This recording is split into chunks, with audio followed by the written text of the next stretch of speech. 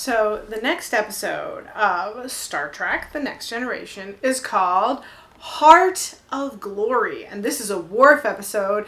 And you can kind of tell because it's got glory in the title.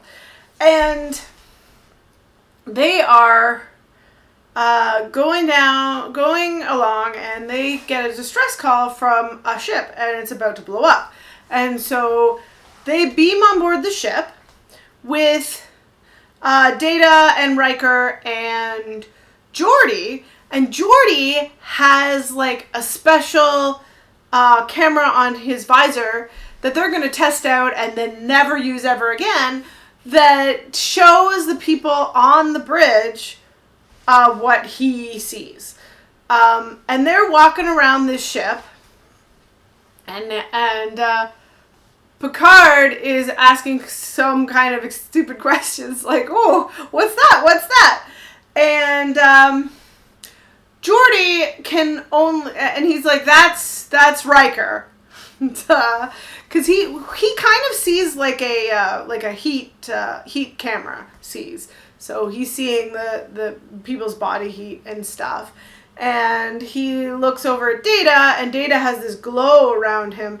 And Picard's like, why does Data have a glow around him? He's like, because he's an android, obviously.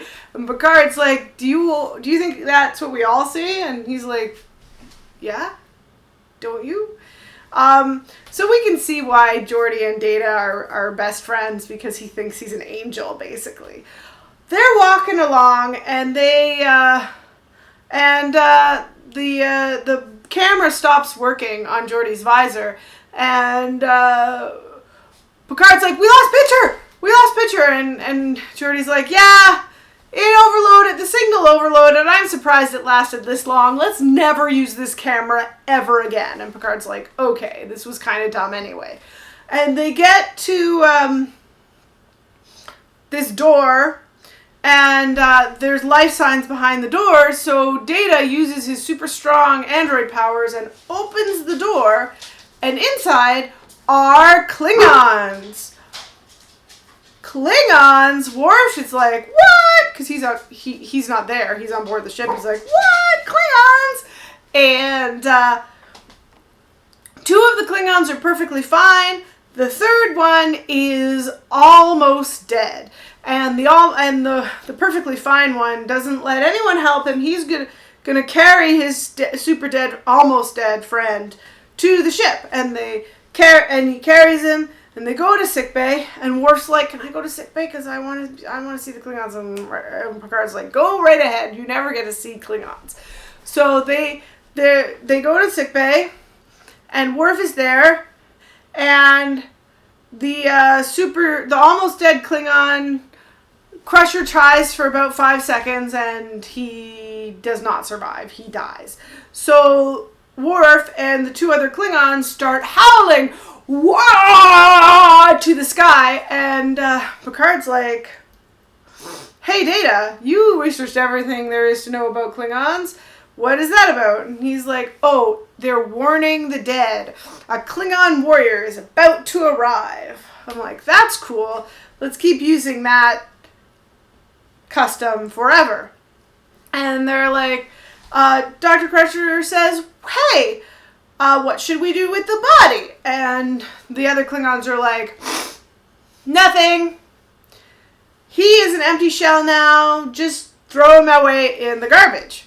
And unlike the Klingons in Discovery, they don't do anything with their dead bodies. This is not a contradiction. The same culture, the same planet can have different cultures within the planet.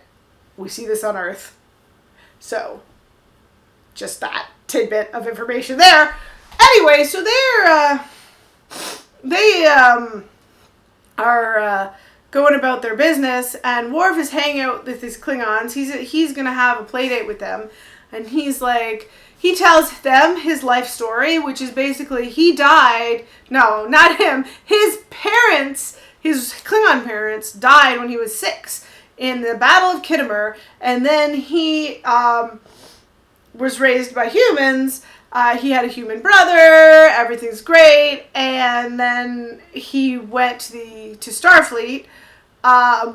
his human brother came too, but he didn't like it and he left. And he likes Starfleet, so he's been in Starfleet ever since.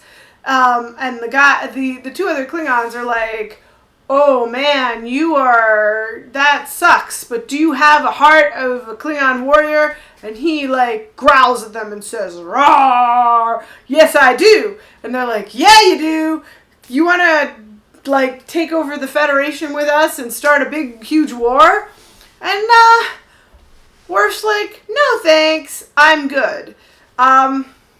Somehow these guys get into like get thrown in the brig, I guess because they want to start a war with the Federation. I'm not sure. And they escape by assembling a weapon out of parts of their shoes.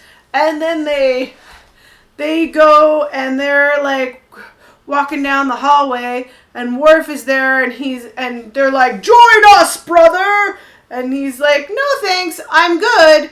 And one of the Klingons picks up a kid, and Tasha Yar is like, oh no, he's gonna take the kid hostage. But then the Klingon just like puts the kid down, and Worf's like, cowards take hostages, Klingons do not. And then in the end, another Klingon ship comes to pick up these guys, and he's like, so sorry, we totally believe in peace with the Federation. These guys are just criminals. Don't be mad at us because of these guys. We are going to take them and we're going to execute them. And Worf's like, hang on. I know that we all love the Federation and we all love peace, but that look in their eyes fires my soul. So how about we don't kill them? And they're like, good plan. We're going to do something else with them. I don't remember what. Banishment's a big thing, but that's what they did with the people on Angel 1. So I don't know, but everything is a happy ending in the end. And that is the end of Heart of Glory. Bye!